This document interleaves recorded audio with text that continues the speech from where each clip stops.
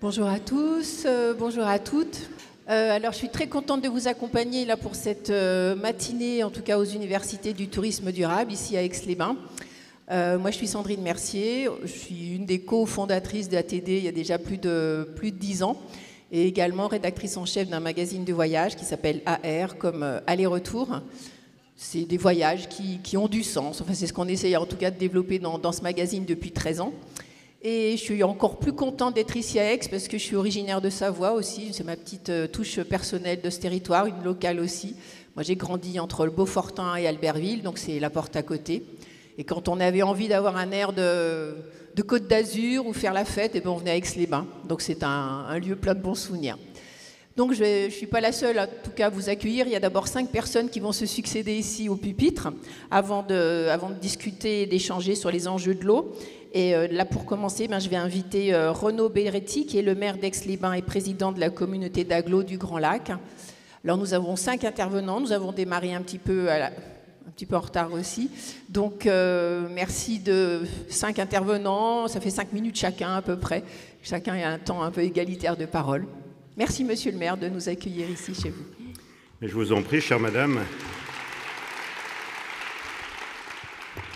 Je vous en prie, mais une des lignes directrices d'Aix-les-Bains Riviera des Alpes, c'est de prendre son temps, de respirer, de souffler. Donc je vais essayer de tenir vos 5 minutes pour ne pas vous stresser, justement, et surtout laisser la parole à mes confrères. Mais voilà, en tant que maire et président de l'agglomération, c'est avec beaucoup de plaisir que je vous accueille, que j'ouvre en quelque sorte ces universités à Aix-les-Bains, alors qui est une ville de congrès, puisque vous êtes dans le centre des congrès et que vous venez de la France entière, mais ville d'eau, vous l'avez compris aussi, de l'eau sous toutes ses formes, le lac du Bourget, le plus grand lac naturel de France, l'eau thermale, on va en parler puisque la thématique est source et ressources, ville de culture également et de patrimoine, et puis ville sportive, puisque vous l'avez peut-être vu, nous sommes en ce moment ville d'accueil, camp de base dans le cadre de la Coupe du monde de rugby de l'équipe nationale de Namibie, qui a fort à faire, puisque après avoir subi les foudres des Blacks, la Nouvelle-Zélande, ce soir rencontre la France à Marseille. Donc on leur souhaite bien du courage, mais ceci nous éloigne de la thématique d'aujourd'hui, puisque ce n'est pas l'équipe de Namibie qui attire des foules à Aix-les-Bains et sur le territoire de Grand Lac ou sur la Riviera des Alpes, mais voilà, on est dans une sorte de paradoxe dont je voulais vous parler, puisque il y a quelques années, Michel Frugier, mon collègue qui va intervenir aussi, ou Marie-Claire Barbier, mes collègues vice-présidents, on se souvient, nous, que les bords du lac étaient un endroit un petit peu désuet, peu fréquenté, sympathique, mais un peu vieillot. Et on arrive quelques décennies plus tard, avec l'effort des uns et des autres, mais aussi l'évolution des besoins, des mentalités, des envies aussi, au surtourisme, et même quand, vous le savez, en tant qu'acteur du tourisme ou professionnel du tourisme, au nouveau concept de démarketing territorial qui est quand même assez formidable quand on y réfléchit, c'est-à-dire pour certaines ou certains arriver à prendre des photos plus ou moins fictives, parfois réelles, de plages surpeuplées, surbondées où on n'a plus 1 mètre carré pour s'asseoir, pour dissuader davantage de touristes de rejoindre notre littoral. Voilà le paradoxe qui est étonnant, qui rejoint finalement pour certains les envies de décroissance. Nous, ici, sur la Riviera, c'est plus 10% par an. Et évidemment, on a ce phénomène post-Covid aussi qui est très important, vous le savez, de personnes qui ont envie de se reconnecter à la nature, de changer de cadre de vie, encore une fois de prendre leur temps, de se retrouver, et ce qui, vient se heurter au ressenti de nos populations qui, elles, se disent « avant, c'était mieux », un peu comme Cabrel, c'était mieux avant, comme ça, qui trouvent qu'il y a, c'est vrai, trop de voitures, trop de bruit, trop de monde, que ça brasse trop. Donc, vous voyez, on a ce paradoxe, encore une fois, entre le ressenti des populations. Alors, voilà, qui n'est pas le ressenti naturellement des hébergeurs, par exemple, ou des professionnels, qui eux, évidemment, sont contents et heureux. On a ce paradoxe aussi, Michel, Marie-Claire, quand on organise des événements, type une Coupe du Monde, type un rassemblement international, qui amène encore plus de personnes et qui permettent les nuitées, et alors même que, là, je change de casquette en étant président de Rhône-Alpes Thermal, on est dans une ville thermale, on est dans un département thermal. Le thermalisme, dans notre pays, vous le savez, il y a des acteurs du thermalisme parmi vous, est une valeur économique sûre, pourvoyeuse d'emplois, toujours fragile, naturellement, avec la dérégulation possible tentée à chaque fois par quelques législateurs. Mais voilà, la thématique sources et ressources, la source ou les sources, vous les connaissez. Le cadre de vie, pour ce qui est du cadre des villes thermales, l'eau qui jaillit du sol. Aix-les-Bains s'est construite à quelques dizaines de mètres de nous sur de l'eau sortant du sol chaude depuis les Romains pour se soigner, et s'est construite autour de cette eau. Et les ressources, c'est vous, évidemment, les ressources humaines, celles et ceux qui font vivre ces sources-là, qui sont multiples. Alors, c'est assez marrant chez nous, parce que c'est comme le retour massif de la fréquentation. Eh bien, c'est comment dire, presque un retour de l'eau sous d'autres formes. Les acteurs du thermalisme, ici c'est la première ville thermale d'Auvergne-Rhône-Alpes, avec deux établissements, Valvital et le domaine de Marlios, qui investissent énormément, plusieurs millions d'euros, pour, non, sans jouer sur le mot, se ressourcer, mais voilà, se diversifier, s'adapter. Le thermalisme et les habitudes changent, c'est valable pour les loueurs de meublés, c'est valable pour les hôteliers, c'est valable aussi pour les établissements, avec la recherche d'un nouveau thermalisme orienté sur la pleine santé. C'est un concept que l'on essaye de développer et qui rejoint à la fois ce que l'agence Riviera, que je remercie, et toutes les équipes, de définir, comme d'ailleurs pour Grand Lac, chers collègues, le projet de territoire que nous avons mis en œuvre en associant la population, et tout se recoupe. On est heureux de vivre ici, où les gens sont heureux ou cherchent à s'installer, mais pas à n'importe quel prix. Alors voilà, c'est le point d'équilibre. Qu'est-ce qu'on doit faire? Et j'en terminerai par là, avant d'ouvrir bien sûr les débats. Quel est le point d'équilibre? Eh bien, c'est évidemment le tourisme durable, parce qu'une fois qu'on a dit il y a trop de voitures, il y a trop de monde, c'est pas le maire d'Aix-les-Bains qui va se mettre en travers de la route avec un petit panneau pour dire surtout ne venez pas chez nous, mais plutôt comment venir chez nous, comment nous organiser, et c'est valable bien sûr pour tous les opérateurs, pour toutes les communes, pour toutes les stations, comment penser, organiser le futur, qui n'est pas un futur lointain, mais très proche, parce que vous le voyez que les habitudes évoluent vite, tout comme les technologies, le chat numérique, l'intelligence artificielle, etc. Tout va très vite, et donc les universités, ma chère madame, viennent à point, et rassurez-vous, votre niveau de stress va baisser, car je m'arrête. Eh bien, c'est le tourisme durable sur lequel vous allez plancher à Aix-les-Bains, et je vous remercie de votre présence. Merci beaucoup, monsieur le maire. Merci. Et maintenant, j'invite Caroline Mignon, notre présidente, acteur du tourisme durable, pour son mot d'ouverture. Bonjour à tous. Monsieur le maire, mesdames et messieurs les élus et chers amis du tourisme durable, merci pour votre accueil tout d'abord. Merci d'être aussi nombreux de métropole, mais je le précise aussi de La Réunion et aussi de Québec. Donc merci d'être si nombreux avec nous aujourd'hui. C'est un grand plaisir chaque année de nous retrouver sur un nouveau territoire avec des sujets passionnants à aborder ensemble, comme autant de promesses d'échanges riches et, espérons-le, je crois qu'on l'espère tous, de pistes d'action qui soient porteuses de sens. Je remercie, puisque c'est d'habitude, c'est mon rôle de remercier donc tout le monde d'abord. Donc, je remercie au nom du réseau ATD les organisations qui nous accueillent, qui ont beaucoup travaillé, et celles qui organisent les Éductours de demain, donc l'agence Aix-les-Bains Riviera des Alpes, la commune d'Aix-les-Bains, la communauté d'agglo Grand Lac et la région Auvergne-Rhône-Alpes qui organisera un Éductour également. Et je salue la présence de nos partenaires stratégiques que sont l'ADEME, bien entendu, qui prendra la parole juste après, qui est un soutien de longue date de ces universités, et NERCOP, que j'ai aperçu aussi, qui est un partenaire tout autant historique de cet événement, et Coact, je ne sais pas s'ils sont arrivés, mais ils sont également là depuis longtemps, et ils s'occuperont de mesurer le bilan carbone de nos universités. Je remercie également ADN Tourisme, avec lesquels nous avons publié la semaine dernière, vous pourrez le consulter dans le hall, la version 2 du guide des labels de tourisme durable, qui est enrichi de 25 nouvelles démarches de qualité. Et je remercie Atout France, avec qui nous progressons sur le partenariat qu'on a signé l'année dernière, que je vous avais annoncé l'année dernière. On progresse notamment sur la partie qui concerne l'outil de diagnostic de l'offre. Je ne sais pas si on aura l'occasion d'en reparler pendant ces 2 jours, en tout cas on pourra en reparler en dehors. Je regrette toutefois de ne compter aujourd'hui aucun représentant de l'État, ni du secrétariat d'État au tourisme, de la DGE ou du ministère de la Transition écologique, alors même que notre secteur représente 8% du PIB français, emploie près d'1 Français sur 10 et pèse pour 11% des émissions de gaz à effet de serre en France. Donc, au lendemain d'annonces en matière de planification de la transition écologique qualifiées d'enjeux de survie pour notre société par notre Première ministre, juste avant, je crois que M. Macron s'exprimera lundi à ce sujet-là, c'est quand même bien dommage que nos universités du tourisme durable ne constituent pas, selon eux, une tribune de mise en mouvement.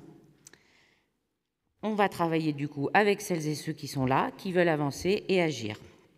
Les professionnels, tous les professionnels du tourisme, pas que ceux qui sont engagés, ceux qui sont en passe de l'être, ceux qui ne sont pas encore complètement convaincus de la direction.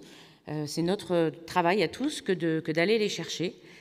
Et je pense aussi aux futurs professionnels, puisque l'enseignement doit, depuis une note de cadrage du ministère de l'Enseignement supérieur de juillet 2023, intégrer systématiquement 30 heures de sensibilisation aux questions de transition écologique. Enfin. Donc, infusons, chacun à notre niveau, dans chacun de nos territoires, dans chacun de nos métiers, des solutions et des actions impactantes. Inspirons et accompagnons toutes les initiatives qui vont dans le sens d'un tourisme plus raisonnable, exceptionnel, respectueux de chacun, non prédateur, non destructeur, celui que ATD a défini cette année dans une vision et une ambition réaffirmée qu'on a votée en Assemblée générale en mai dernier. C'est aussi de notre devoir de dénoncer les effets de manche, les grands discours, le greenwashing. Je ne pensais pas que l'actualité me donnerait à ce point raison. Ne cédons pas aux marronniers qui cachent la forêt des enjeux. Dénonçons aussi les œillères de ceux qui opposent encore économie réelle et enjeux environnementaux. Entre Pouyanné et Jouzel, moi j'ai choisi mon camp, celui de ceux qui, comme Heidi Sevestre, que j'ai hâte d'entendre tout à l'heure, cherchent, pour reprendre des mots qui ne sont pas les miens, à gérer l'inévitable pour éviter l'ingérable. Bons travaux et bons échanges à tous. Merci Caroline.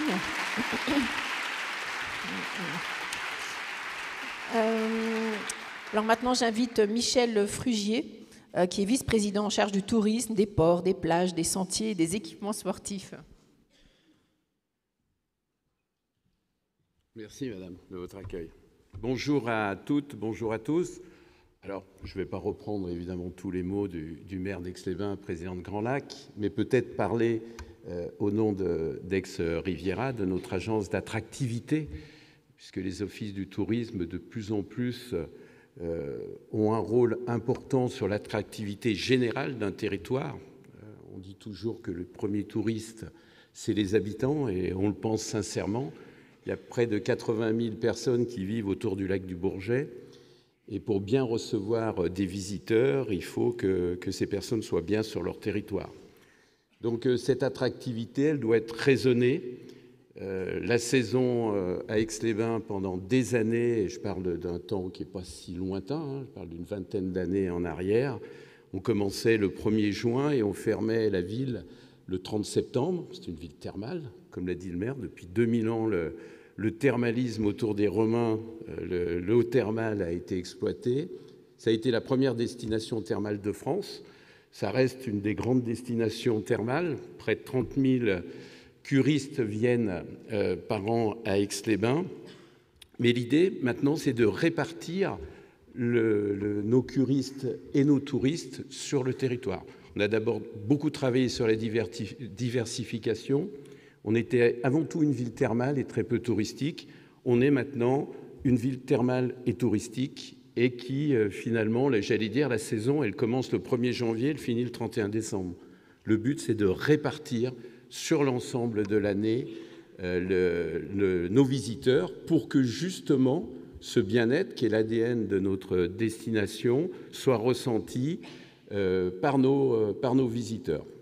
On a évidemment des ressources extraordinaires naturelles sur ce territoire. On est dans les Préalpes, on est vraiment au début des Alpes. L'eau coule partout, c'est un peu le château d'eau ici. Le lac du Bourget, premier lac naturel de France. Et justement, ce lac naturel qui a énormément souffert il y a une 50aine d'années d'eutrophisation, il a manqué vraiment mourir. Il a été sauvegardé et évidemment, c'est un atout touristique incroyable et il faut le préserver. Je crois que pendant vos travaux, vous aurez à aller voir la Compagnie des bateaux du lac, vous savez, les bateaux promenades, qui est une des premières de France à décarboner ces bateaux. C'est les plus gros bateaux, c'était sans doute ceux qui polluaient le plus. Et donc, il y a un effort énorme qui est fait pour préserver les eaux du lac du Bourget. Le nautisme est important chez nous. On est station nautique, à un niveau de 4 étoiles, qui est vraiment le sommet de l'organisation nautique. Et France Station Nautique, sur le nautisme durable, est en pointe. Et je pense qu'on va vivre, à l'échelle évidemment de ce qui s'est passé dans l'automobile, la décarbonation du nautisme. Nous, on a 3000 places de port, c'est le premier plan d'eau intérieur de France. Il y a 2900 moteurs thermiques sur les embarcations, même des voiliers ou des bateaux beaucoup plus importants. Eh bien, avec l'État, qui est propriétaire du lac du Bourget, on va travailler là-dessus, sur cette décarbonation à moyen terme. Avec la Fédération des industries nautiques, on va travailler là-dessus, la Fédération des ports de plaisance. Il faut absolument qu'on soit le plus irréprochable possible pour préserver nos plans d'eau, d'ailleurs que ce soit le lac du Bourget ou l'ensemble du littoral français ou des autres plans d'eau. Donc ça, c'est quand même tout à fait important. En tout cas, sur ce territoire-là, ça va être une des actions d'Aix-Riviera. Et c'est pour ça qu'on est très content d'organiser, de co-organiser, ou je ne sais pas comment on dit, d'organiser à vos côtés ces journées du tourisme durable. Parce que, en effet, c'est la solution. Les gens viennent ici pour avoir un territoire préservé. Parler du surtourisme, le maire parlait du surtourisme, ça c'est des mots qui sont assez terribles. On parlait en fait de démarketing. Si on nous avait dit un jour qu'on parlerait de démarketing, et pas très loin d'ici, au bord d'un autre plan d'eau, tout ça c'est quand même un petit peu dommage d'en arriver là. Pourquoi ? Parce que l'économie d'un territoire ici, le tourisme est une des principales économies du territoire, et ce n'est pas une vis qu'on ouvre, qu'on ferme. Comme disait le maire, ne va pas être au travers de la ville d'Aix-les-Bains pour empêcher les gens de rentrer. Et on sait que si on communique mal, on peut aussi très rapidement avoir des soucis. Le maire parlait de 10% de croissance depuis le Covid. Oui, c'est vrai, c'est assez incroyable. Ça veut dire que pratiquement depuis 2020, il y a 25% de visiteurs en plus sur ce territoire, ce qui est énorme. Mais ces visiteurs-là, on en a besoin pour l'économie. On veut qu'ils viennent à des moments, évidemment, le plus répartis possible. Et ça, c'est notre travail. C'est le travail des agences d'attractivité, des offices du tourisme, des professionnels du tourisme, d'essayer de répartir et d'avoir de l'événementiel qui est adapté au respect du territoire. Donc j'espère que nos travaux, que vos travaux vont nous apporter des solutions nouvelles. Il faut beaucoup d'idées novatrices, il faut faire tomber les tabous. Je vous souhaite de très bons travaux et bienvenue encore à Aix-les-Bains. Merci. Merci beaucoup. Je ne savais pas que c'était le premier port intérieur de France, Aix-les-Bains, mais c'est bien. On va découvrir plein de choses pendant ces journées. Maintenant, je demande à Marie-Claire Barbier, qui est la vice-présidente de Grand Lac en charge de l'environnement, du climat et de la transition énergétique du lac, et également vice-présidente départementale déléguée au développement durable, enseignement supérieur, recherche, énergie et climat. Ça en fait. Mesdames, Messieurs, je crois que Michel a grignoté un petit peu de notre temps commun. Je vais essayer de concentrer mon propos pour vous rassurer également sur la suite de vos travaux. Dans le prolongement donc des propos de Renaud Beretti et Michel Frugier, je voudrais vous souhaiter la bienvenue dans ce bel environnement qu'est notre territoire de Grand Lac. Et comme pour chacun de nos visiteurs, nous sommes heureux de vous accueillir dans cet écrin naturel que nous chérissons et que nous tenons à préserver, à la fois pour vous et pour nous, les habitants. C'est vrai que les problèmes environnementaux sont depuis déjà quelques années au centre des préoccupations des élus locaux et constituent l'un des fils rouges de notre projet de territoire que nous avons porté à l'échelle de l'agglomération Grand Lac. Depuis quelques années, on a un certain nombre d'actions qui ont été mises en œuvre et nous avons fait le choix d'aller vers une agglomération apaisée en termes de mobilité, de protection des ressources naturelles, en termes de respect de son environnement, en termes tout simplement de transition écologique. C'est vrai que 80% de notre territoire est classé en zone d'intérêt écologique, floristique et faunistique. Et ces espaces, ils sont fragiles. Ils sont souvent remis en cause par parfois un manque de considération, par parfois des pratiques en contradiction avec leur spécificité, ou des fréquentations peu ou difficilement maîtrisées. Et donc dans le mandat en cours, cette volonté affichée voit sa traduction à travers la candidature de notre territoire Grand Lac au programme scientifique Man and Biosphère, Hommes et Biosphère, porté par l'UNESCO, qui va nous permettre de cheminer vers une approche que l'on espère plutôt novatrice, d'un développement raisonné de notre territoire, de telle sorte qu'il puisse nous permettre de préserver cet environnement naturel. D'ailleurs, j'en profite pour remercier les équipes d'Aix-Riviera pour leur soutien sans faille dans cette démarche que nous avons engagée, puisque, vous l'avez compris également, le tourisme est un des piliers importants de notre économie et donc de ce projet que nous avons de tendre vers des activités raisonnées.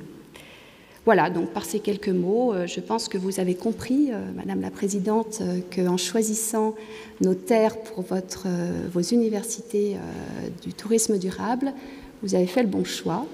Vous êtes ici chez vous. Je vous invite et je vous souhaite une très belle réflexion et de beaux travaux pour ces enjeux que je sais qui sont partagés. Merci beaucoup Marie-Claire, merci. Et on va terminer aussi avec une dernière femme, donc c'est Karine Berger, directrice régionale de l'ADEME Auvergne-Rhône-Alpes.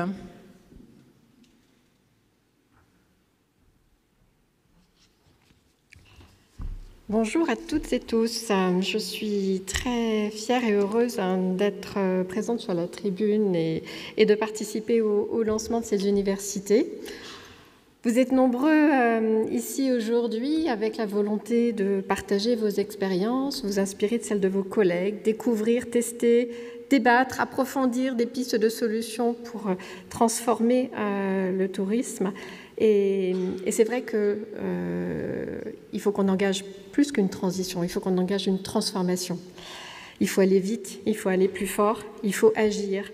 On a le droit de se tromper, mais il faut remettre le travail sur le métier et avancer. Merci. Votre présence ici, nombreuse, fait chaud au cœur. Elle montre à quel point nous sommes nombreux à être engagés et volontaires. Alors, si je suis là ici aujourd'hui, c'est pour représenter l'ADEME, l'Agence de la transition écologique. Sachez qu'on a la capacité de vous aider. Nous avons eu le plaisir de participer au montage et au programme de cette journée, aux côtés d'ATD, à vos côtés. Nous sommes pleinement mobilisés pour soutenir vos démarches sur l'ensemble des territoires. Et cela au travers de 3 leviers. D'abord en mettant à disposition toute l'expertise technique qu'on peut avoir grâce à notre investissement historique sur la transition énergétique, sur la rénovation énergétique, sur les bilans carbone, les émissions de gaz à effet de serre. On a rassemblé et édité de nombreuses publications, guides, on a mis au point de nombreux outils qui sont à votre disposition. On ne les a pas établis seuls, hein, bien sûr, là aussi. Ils sont tous à votre disposition au travers de sites, de plateformes en ligne et puis au travers de notre présence sur le territoire. Répartis partout en France, nous avons des ingénieurs dédiés au tourisme durable. En 2024, tout début 2024, normalement, vous devriez pouvoir profiter d'un nouveau guide méthodologique dédié à l'adaptation au changement climatique. Et donc, voilà, ce qui nous promet également voilà, de nouvelles ressources. On intervient aussi au travers de soutiens financiers qu'on peut apporter à vos projets dans le cadre du plan national Destination France, avec l'appui de nombreux partenaires relais. Nous sommes porteurs du Fonds Tourisme Durable. Et donc, on a régulièrement des appels à projets qui sont ouverts. Sur le vélotourisme, parmi les derniers, le vélotourisme, le slow tourisme. Aujourd'hui encore, jusqu'au 23 octobre, vous avez la possibilité de déposer des candidatures pour développer des formes émergentes de tourisme. Et si ça peut vous intéresser, si vous cherchez de l'ingénierie et de l'investissement pour développer une offre touristique durable et émergente. Le dernier axe de notre intervention, c'est le soutien à l'expérimentation et la réalisation d'exercices de prospective. Certains d'entre vous connaissent peut-être les scénarios Transition 2050 de l'ADEME. Ils ont été construits pour donner à voir différents chemins possibles pour atteindre la neutralité carbone en 2050. Il n'y a pas un chemin tracé unique, identique pour tous, mais différents chemins à construire, adaptés à votre contexte, en mixant des ingrédients dont on sait qu'ils sont indispensables, la sobriété, la coopération et l'innovation. Voilà. Je vais faire court, j'ai la lourde tâche d'intervenir en dernier, juste pour partager avec vous le fait que le tourisme a, à mon avis, un rôle vraiment tout particulier en ce qu'il permet d'offrir des parenthèses enchantées, une évasion. Et notre challenge commun, c'est d'apporter la preuve par l'exemple qu'on peut, près de chez nous, en harmonie avec notre environnement, avec la nature et les habitants locaux, réussir à faire un tourisme durable réussi.